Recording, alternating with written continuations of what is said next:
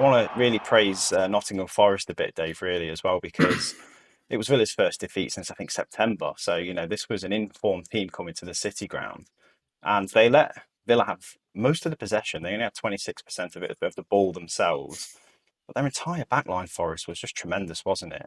Obviously, Niakate as well and Murillo, wasn't it, a centre back, both performed really well. Out on the wings as well, they've got Harry Toffolo with 2 assists. Fantastic performance from him all round.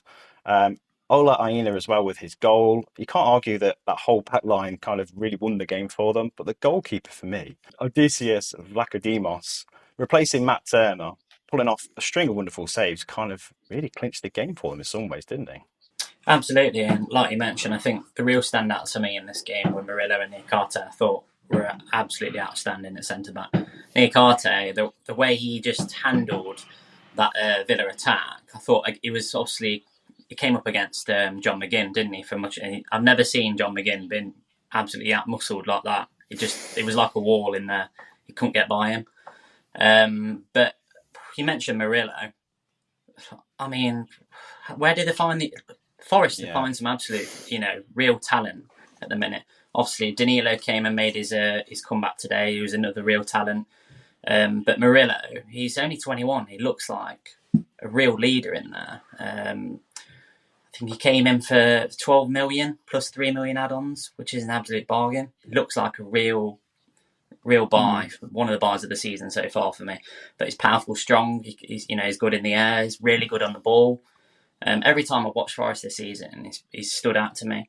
But I think a lot forget that this team is actually reasonably young. The core of that team is quite a youthful side. So I think there's a lot of potential. There was obviously a 1 year coming back in. It was real timely return because he is probably the most important player in that team. From transition in attack, he gives them an out ball. He's able to hold it up. He was outstanding today. And considering he's been out for a while, it didn't actually look like he'd been away from the game. He came in and I think he kind of set the tone from the front in attack.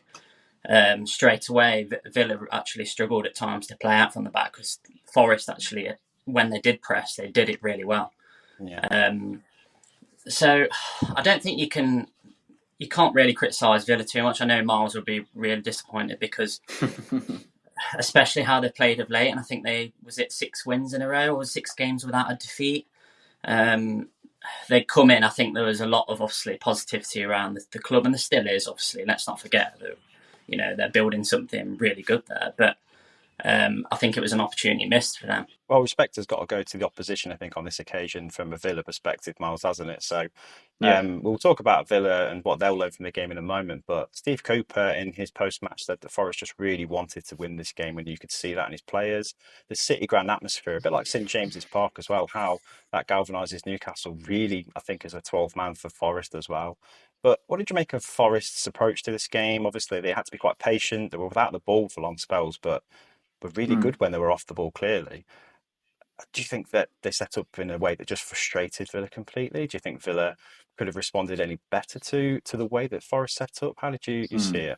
Yeah, I absolutely think that Villa and myself and the fan base included probably underestimated what Forest were able to achieve in this game. And what Cooper did was played to the more complicated sides of Villa's game, and they did it really well. So we know that Aston Villa like to play with a high defensive line, and Forest were really willing to exploit that. That front three of Gibbs White, Alanga and Awoniyi were just on the heels constantly and looking for those balls over the top to break on a counter-attack. So they didn't need to control the game. They didn't need to have massive amounts of possession. They were relying on their midfield three, which is a really strong midfield three as well, of Mangala, Dominguez and Sangare. They were just ready to break up play as often as they could and just shield that back line and then look for those balls over the top. And it worked really well. Now, granted, the second goal is a massive slice of luck, but getting that first goal as early as they did and taking the game to Villa in the first 5 minutes killed it straight away. And that's what Forest, I think, were really smart with.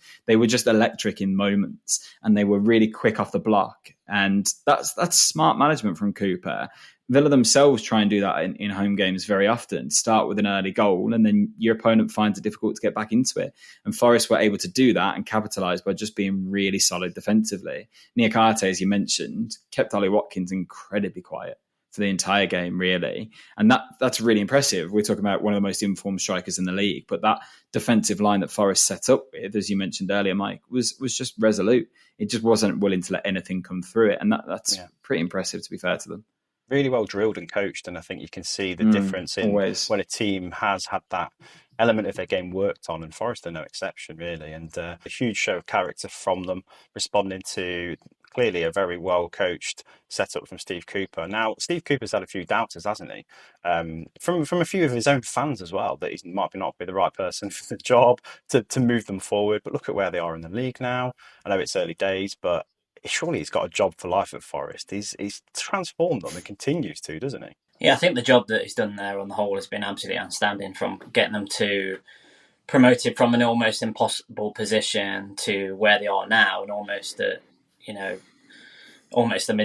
pretty much a mid-table team, you'd have to say, with the players they've got in there. I think he's had to do a bit of tinkering so far at the start of the season. Obviously, he's had some injuries to key players. We already mentioned Awoniyi and obviously Danilo in there.